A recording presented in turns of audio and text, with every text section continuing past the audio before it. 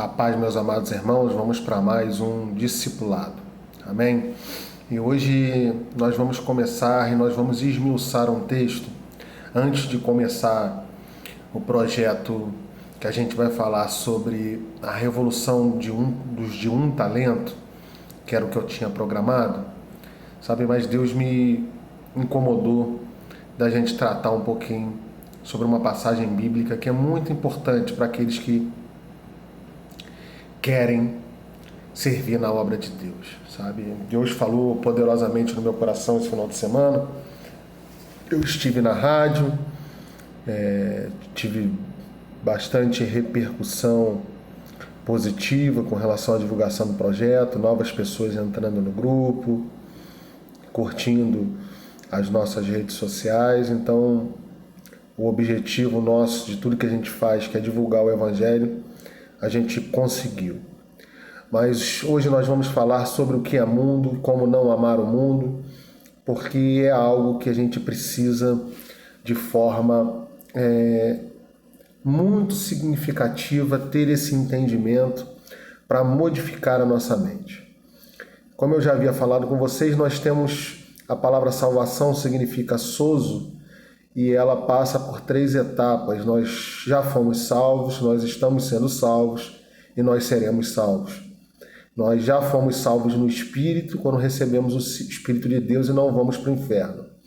Nós estamos sendo salvos da natureza pecaminosa conforme nós vamos nos alimentando da palavra e nós vamos transformando a nossa mente para ter a mente de Cristo e já começar a viver o reino aqui nesse mundo caído. Isso não vai acontecer em plenitude, porque o nosso corpo não converte, e Paulo diz pra gente que o bem que eu queria fazer, às vezes eu não faço, e o mal que eu não queria fazer, às vezes eu faço, porque da nossa carne não provém bem algum. E esse processo de transformação da nossa mente, de salvação da nossa consciência, ele é um processo contínuo a nossa vida inteira. E a palavra diz que a igreja arrebatada é a igreja que se transforma a imagem e semelhança de Cristo. Quanto mais parecido com Cristo você for, esses serão os arrebatados. E nós estamos no 3º milênio e a Bíblia aponta para a gente que vai ser nesse milênio a volta de Jesus. A Bíblia não diz data, diz que ele virá como ladrão e diz para você ficar vigilante. Mas a palavra que nós vamos ler hoje está em 1 João, capítulo 2, do versículo 15 ao 17. Não amem o mundo nem o que há nele. Se alguém amar o mundo, o amor do Pai não está nele. Pois tudo que há no mundo, a cobiça da carne, a cobiça dos olhos e a ostentação dos bens, não provém do Pai, mas do mundo. O mundo e a sua cobiça passam, mas aquele que faz a vontade de Deus permanece para sempre. Primeira coisa que a gente tem que entender aqui é o basilar, mas é o que muita gente aprendeu de forma equivocada. Se eu estou no templo, se eu estou com uma vestimenta determinada, se eu não estou na praia, se eu não estou jogando bola, se eu não estou fazendo qualquer tipo de atividade de diversão, basta estar no templo, que eu não sou do mundo e quem está fora do templo é do mundo, são mundanos. E não é isso o que Jesus ensina, porque Jesus, quando vai ao templo, na sua infância e juventude, ele vai para ensinar e todos se maravilhavam. Mas depois, quando ele passa aí o templo, ou ele era perseguido, ou chega um momento que ele provém uma palavra muito dura contra os religiosos que faziam venda no templo. E ele diz que não havia nada mais mundano no que misturar as coisas de Deus com as coisas de Mamon. Então que você possa ter um entendimento que o templo não é casa de Deus. Casa de Deus é dentro do nosso coração. E isso é o básico do Evangelho. O templo como casa de Deus é do Velho Testamento, mesmo assim Deus só aceita pelo coração de Davi, porque ele disse que não moraria em construções humanas. Então isso é o básico do Evangelho, morada de Deus dentro de nós. Igreja, onde tiver 2 ou 3 é igreja, ok? 2 ou 3 hoje em dia na internet é igreja.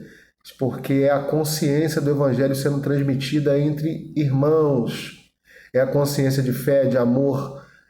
Então, aonde tem 2 ou 3 reunidos nesse amor, nesse vínculo de amor de Jesus, compartilhando a palavra para a transformação da mente, é igreja, ok?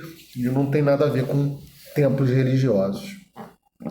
Então, a gente sabendo disso, o que João está querendo dizer aqui? João está querendo dizer sobre um sistema, sabe? E esse sistema opera em tudo, opera na arte, na cultura, na música, opera na gastronomia, opera em tudo. Então, de uma forma simples para você entender, tem muita gente morrendo pelo que come, né? Então, tem muita gente comendo o mundo no sentido de produtos industrializados, a indústria do consumo é uma influência do mundo, porque tudo que há no mundo jaz no maligno. Então, tudo que tem no mundo jaz no maligno e será condenado, e a gente vai viver uma nova Jerusalém. Então, a ideia de que o mundo é apenas uma posição geográfica é algo que você deve retirar do seu coração. Tá bom, mas e as coisas, né? A árvore, o carro, isso são neutros. Vai depender da sua consciência, tá? Porque tudo que o nosso olhar é bom se torna bom e tudo que o nosso olhar ruim se torna ruim. Então, se eu estou no templo e eu estou lá brigando por posição, por cargo, se eu estou lá disputando e não amo o irmão que está do lado, não falo com ele, isso tudo é mundo, isso tudo jaz no maligno e você está achando que está cumprindo o que Deus mandou para você. E, na verdade, você está fazendo algo abominável, que é de não amar ao próximo. Então, nós temos que ter esse cuidado de diferenciar o que a gente aprendeu como teologia, como estudo, e o que realmente é evangelho nas nossas vidas. Amém? Então, que você possa entender que o processo do mundo ele começa com a tentação, né? Nós somos tentados pelos olhos, pelos ouvidos, pelo cheiro, por todos os nossos campos, pelo tato, por tudo que a gente se relaciona com o mundo. E esse processo de tentação, ele vai nos provocar uma sedução. Nós vamos ser seduzidos ao pecado, tá? Então, o mundo foi assim que foi feito com Adão e Eva, que desobedeceram a Deus porque foram tentados por uma palavra da serpente. E essa tentação, ela estava lá justamente nessas cobiças que nós vamos esmiuçar no próximo encontro. E aí, dessa tentação, eles pensaram, realmente, eu acho que eu posso fazer isso aqui. E eles, então, se desviaram do projeto de Deus e pecaram, porque pecado é tudo que contraria a vontade de Deus e não tem a ver com essa moralidade que a gente impõe de uma forma geral nos ensinamentos que nos ensinam. Nós vivemos um evangelho moral e não o evangelho de Jesus, porque Jesus ele olhava para o pecador e ele dizia assim, perdoa porque ele não sabe os que fazem. E ele olhava para aqueles que se diziam conhecedores de Deus e eles falavam, hipócritas, porque vocês são sepulcros caiados. Por fora vocês estão todo arrumadinhos, mas por dentro vocês estão cheios de morte. Então, a gente tem que ter muito cuidado para a gente avaliar o que é mundo, porque mundo não tem nada a ver com o exterior, com o estereótipo, não tem nada a ver com o pecador, porque Jesus veio para o pecador. Jesus não veio para aquele que é perfeito, perfeito só o Senhor. Jesus veio para aquele que tem um coração limpo, humilde, obediente, aquele que luta com os seus próprios problemas, aquele que está nesse processo de transformação, buscando intimidade com Deus, buscando resolver os seus problemas, mas que não é perfeito ainda. Sabe, essa ideia de buscar perfeição, e por isso que se constrói roupas especiais, cadeiras especiais para dar, e Jesus condena isso, sabe, as igrejas que separam cadeiras para homens especiais, então dão honra, e Jesus fala que isso é abominável, é hipócrita, é religioso. É só você olhar Mateus 23 que você vai entender o que eu estou falando, que eles dizem sobre os fariseus, que eles gostam de lugares especiais para se assentar, e a gente vai reproduzindo isso como se fosse honra de Deus, como se a gente fosse honrado e como se a gente merecesse honra, mas quando na verdade isso é mundo, é vontade de poder, é desejo dos olhos, é cobiça da carne e é desejo de mostrar os seus bens, como João estava falando ali, né? Às vezes não é o bem material, mas é olha como eu sou bom, como eu sou visível, como eu pareço com Deus, como eu quero ser igual a Deus. E foi assim que o diabo caiu. E isso é que é mundo. Mundo é dentro da gente. É essa guerra interior, entre fazer a vontade de Deus e estar diante de toda a cultura que nos foi imposta e nos é imposta dia a dia. Então, ouvir uma música tem algum significado? Não é neutro, mas qual é o seu coração com relação àquela música? Você está ouvindo aquela música porque você gosta daquele tipo de palavreado? Você está ouvindo aquela música porque você tem muita vontade de trair, aquela música fala sobre traição? Então é muito mais profundo o entendimento de mundo do que a gente aprende, do que essa mensagem rasa de simplificar. Olha, você está aqui dentro, você está salvo. Você está lá fora, você não está salvo. E isso não é uma verdade, a palavra diz que nós vamos nos surpreender com aqueles que serão salvos e que você se prepare, porque nesse milênio a igreja vai ser arrebatada.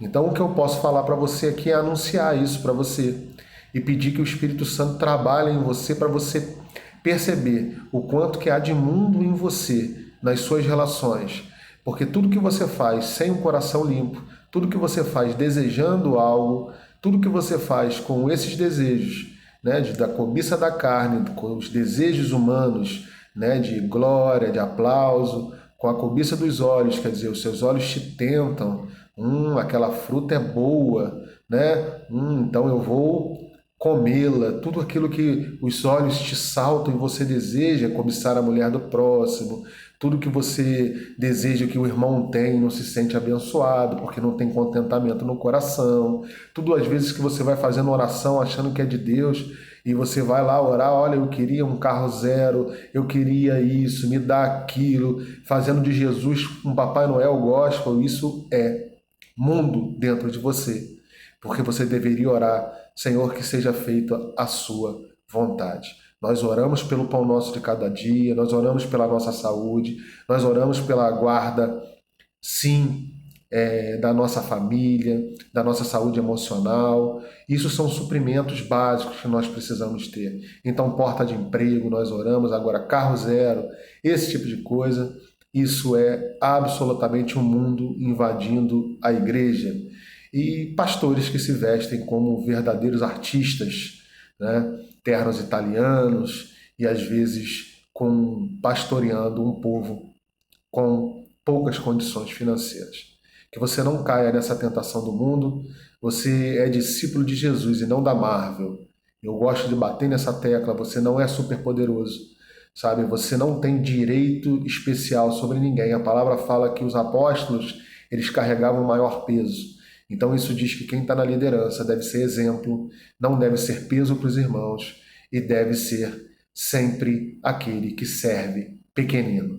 Que você seja assim e até amanhã, no próximo encontro, quando nós vamos esmiuçar o que é cobiça dos olhos, cobiça da carne e soberba da vida, para que você zere esse pensamento sobre o que é mundo e amplie e renove em você, como eu busco renovar em mim.